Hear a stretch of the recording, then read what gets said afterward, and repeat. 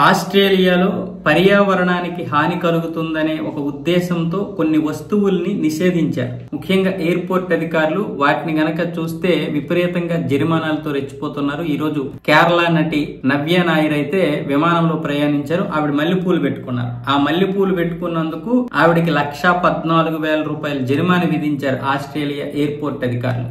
ఇక్కడ ఆస్ట్రేలియాలో మల్లెపూలు మాత్రమే కాదు, చాలా వస్తువులు ఇక్కడ నిషేధం. మనము తినే వస్తువులన్నీ నిషేధమే.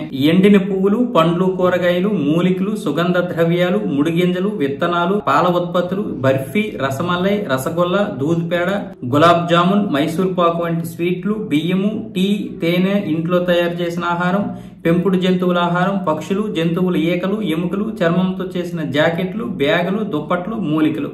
ఈ నిబంధనలు ఉల్లంఘించినటువంటి వారిపై భారీ జరిమానాలు, ఒక్కొక్కసారి జైలు శిక్ష కూడా తప్పదు. అయితే ఇవి తెస్తున్నట్లుగా ముందుగానే వాళ్ళకి ఇన్ఫర్మేషన్ ఇస్తే అందులో నిషేధం ఉన్నటువంటి వస్తువుల్ని వాళ్ళు జప్తు చేసుకుని జరిమానా విధించకుండా వదిలేస్తారు. అలా మనం ముందు చెప్పకుండా వాళ్ళకి తెలియకుండా మనం తీసుకెళ్లాలని చూస్తే మాత్రం ఖచ్చితంగా వాటిని స్వాధీనం చేసుకుని మన ముందే వాటిని పాడు చేస్తారు. అంటే మన మనోభావం దెబ్బతినే విధంగా మన ముందే పాడు చేయడం కాకుండా విపరీతంగా జరిమానా విధిస్తారు. అప్పటికే వాళ్ళ కోపం చల్లారకపోతే జైలు శిక్ష కూడా వేస్తారు, ఇంకా ఆ నిబంధనలు ఎక్కువగా ఉల్లంఘించినట్లయితే.